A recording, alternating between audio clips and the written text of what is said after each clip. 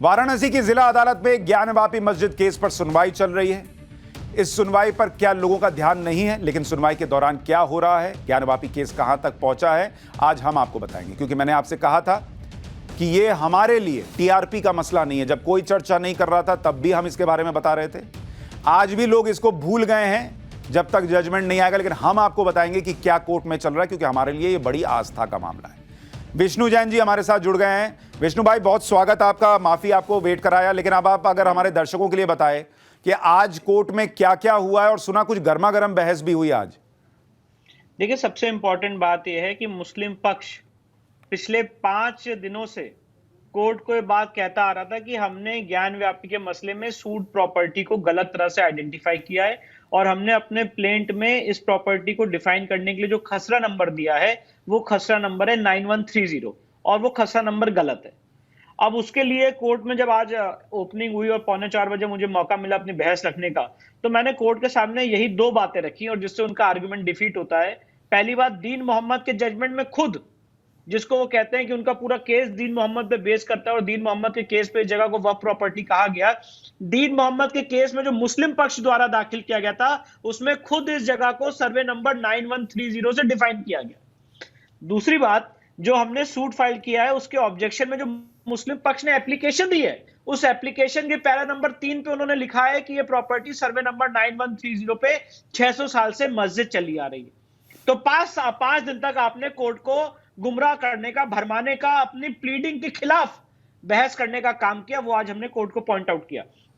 इसके बाद सबसे इंपॉर्टेंट बात यह है सुशांत जी, आज मैं आपके इस शो पे कहना चाहता हूं, आपका शो पूरे देश भर में देखा जाता है, बहुत महत्वपूर्ण इंपॉर्टेंट शो है, कि आपने सीपीसी की ऑर्डर 7 रूल 11 के तहत एप्लीकेशन फाइल की कि ये केस मेंटेनेबल नहीं है, पोषणीय नहीं है। पोषणीय क्यों नहीं है? प्लेसेस ऑफ वर्शिप एक्ट से बाधित है, वक्फ एक्ट से बाधित है। 5 दिन की बहस में आपने इस पे कोई आर्गुमेंट ही नहीं किया। सारा आर्गुमेंट इस पे हो रहा है कि आपने यहां पेटिशनर क्यों लिखा है, यहां प्लेंटिफ क्यों लिखा है, आज मेरी तबीयत खराब है, मैं कल बहस करूंगा, मैं परसों बहस करूंगा। जो आपने कोर्ट के सामने एप्लीकेशन दी है उस एप्लीकेशन के आधार पर बहस ही नहीं हुई। सिर्फ मतलब एक लाइन नहीं बोले कि ये केस क्यों मेंटेनेबल नहीं है। कोई एक लाइन नहीं बोला कि ये केस क्यों नहीं मेंटेनेबल है, प्लेसेस ऑफ वर्शिप एक्ट से कैसे बार्ड है। सिर्फ कोर्ट को गुमराह करने का काम किया गया है। वो आज हमने कोर्ट के सामने क्लैरिफाई किया, और कोर्ट के सामने स्पष्ट रूप से मैंने ये बात रखी कि प्लेसेस ऑफ वर्शिप एक्ट के सेक्शन 4(1) में धार्मिक स्वरूप निर्धारित होना बहुत जरूरी है। क्योंकि सेक्शन 4 सब क्लॉज 1 ये कहता है कि 15 अगस्त 1947 को जो जिस जगह का धार्मिक स्वरूप था वो वैसे ही रहेगा। तो धार्मिक स्वरूप क्या था ये कोर्ट में एविडेंस के तौर पे डिसाइड होगा, जिसके लिए हम सर्वे कमीशन की रिपोर्ट, जो पिलर्स मिले, हिंदू देवी देवताओं के वहां चिन्ह मिले, वो सारी बातें हम कोर्ट के सामने रखेंगे। इसके अलावा सबसे महत्वपूर्ण बात है, मुस्लिम पक्ष ने कहा कि ये वक्फ नंबर 100 के रूप में दर्ज हो चुका है, इसलिए यहाँ पे किसी भी तरह की कोई सिविल कोर्ट को पावर ही नहीं है, ये वक्फ ट्राइब्यूनल जाए।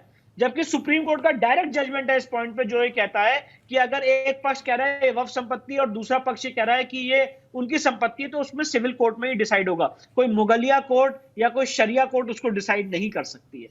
तो इसीलिए ये सारी बातें आज हमने कोर्ट में रखी। आज आधे घंटे हमारा आर्गुमेंट चला है, और कल भी मैं और मेरे सीनियर हरिशंकर जैन साहब इस केस में अपनी बहस रखेंगे। विष्णु भाई, ये जो मुस्लिम पक्ष है, आप कह रहे हैं कि ये टाइम बाई कर रहा है, मतलब जितना ये डिले हो जाए मामला या खिंच जाए सुनवाई, लेकिन इनका पक्ष तो अब ये रख चुके हैं, अब ये दोबारा भी कुछ रख सकते हैं, या इनका हो गया अब आप रखेंगे और उसके बाद जज साहब फैसला लेंगे? हाँ, अब हमारा आर्गुमेंट होगा, उसके बाद जज साहब अपना फैसला सुनाएंगे। और जितना वो परेशान कर सकते थे, जितना गुमराह कर सकते थे, क्योंकि उनको पता था कि हम लोग बाहर से आते हैं अपनी बहस करने, तो एक दिन बहस करने के बाद बोला जाता था कि अब इसको परसों रख लिया जाए, कि उनको पता है कि हमें डिफिकल्टी होगी। तब भी हर डिफिकल्टी का सामना करते हुए, क्योंकि ये मेरे लिए भी मेरे आराध्य देव की लड़ाई है, मेरे आस्था का मसला है, मेरे आराध्य देव के मूल स्थान को वापस लेने का, वहां पे पूजा के अधिकार का मसला है, इसलिए हमने हर परेशानी को झेलते हुए इन सारी चीजों को देखा है।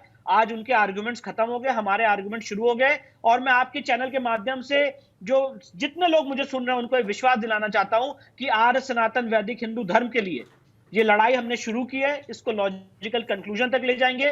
25 सुप्रीम कोर्ट के जजमेंट्स का कंपाइलेशन कोर्ट के सामने दे चुके हैं, जो ये साबित करेगा, ये दिखाएगा कोर्ट को, सेटिस्फाई करने की कोशिश करेगा कि ये केस ऑर्डर 7 रूल 11 की स्टेज से आगे जाना चाहिए, इसमें एविडेंस लीड की जानी चाहिए, इसमें इश्यूज फ्रेम होने चाहिए, और वो सारी बातें हम कोर्ट के सामने विस्तृत रूप से रखने वाले हैं। आज भी मैंने उसका एक बैकग्राउंड ऑनरेबल कोर्ट को दे दिया।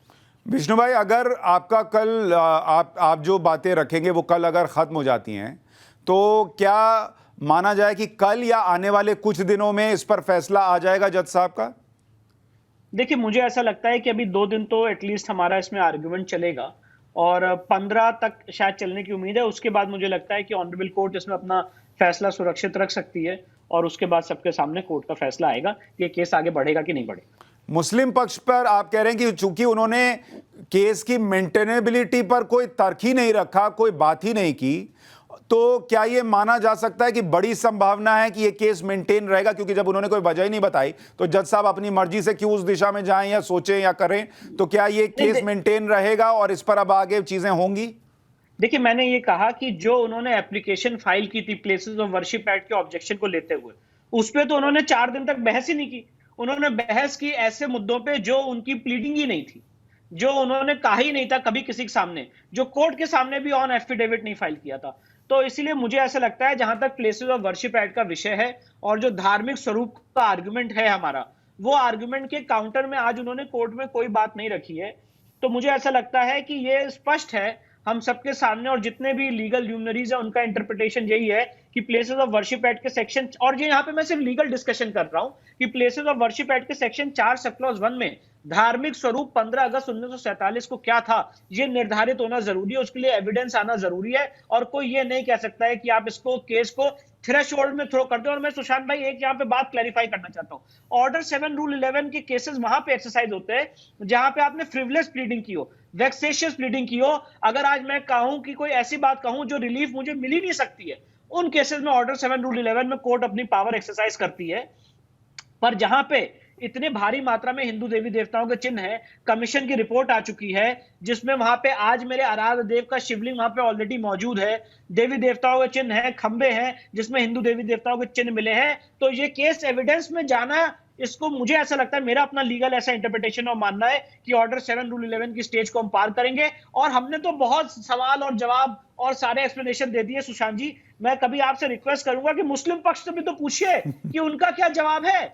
उनका कोई स्टैंड आज तक हम लोग को नहीं पता है कि औरंगजेब ने तोड़ी की बनाई, ये कब इस जगह काबिज हुए, ये सिर्फ they are playing by the gallery और कभी अपने केस को आज विष्णु भाई, मैंने देखिए मुस्लिम पक्ष जो है वो मैंने गौर किया है कि वो कुछ चैनल्स चुन चुन कर इंटरव्यू देता है जहां उनसे सवाल जो है उनके मन मुताबिक पूछे जाते हैं और काउंटर प्रश्न ज़्यादा नहीं होते।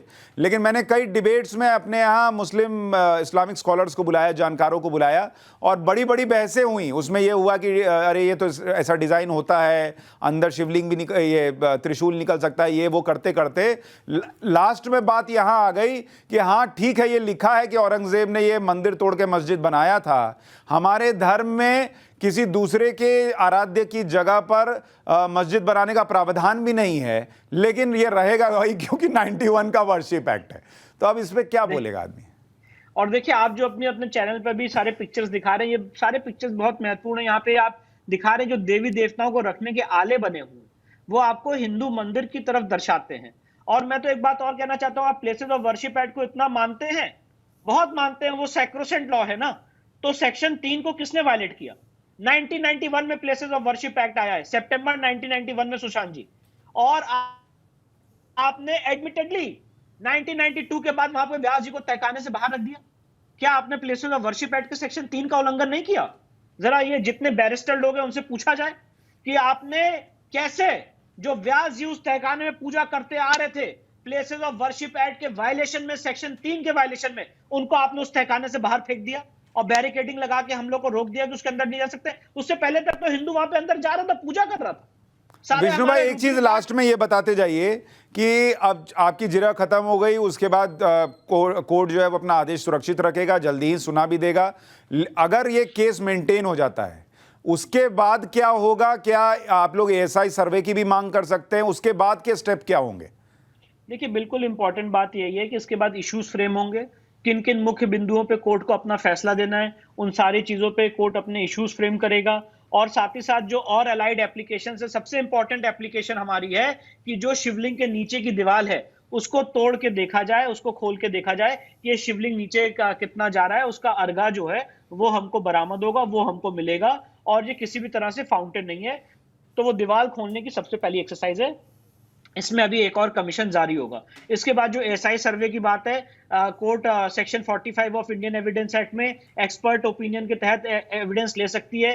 राम जन्मभूमि के केस में हमने देखा कोर्ट ने ऐसी एक्सरसाइज कंडक्ट की थी, और इस केस में एएसआई सर्वे बहुत इंपॉर्टेंट है। उन सारी बातों को भी हम कोर्ट के सामने रखेंगे और फिर एविडेंस लीड की जाएगी और उसके बाद माननीय न्यायालय अपना फैसला सुनाएगा, फाइनल जजमेंट सुनाएगा। विष्णु भाई बहुत बहुत शुक्रिया इतनी जानकारी देने के लिए। और अब तो सावन का महीना भी चल रहा है, बोले बाबा की कृपा आप पर बनी रहे, मैं यही उम्मीद कर सकता हूँ। बहुत बहुत धन्यवाद। खबरों के पीछे की खबर पहुंचाते हैं हम, आपकी आवाज को मुद्दा बनाते हैं हम। टाइम्स नाउ नवभारत को YouTube पर लाइव देखिए, सब्सक्राइब करिए और बेल आइकन जरूर दबाइए।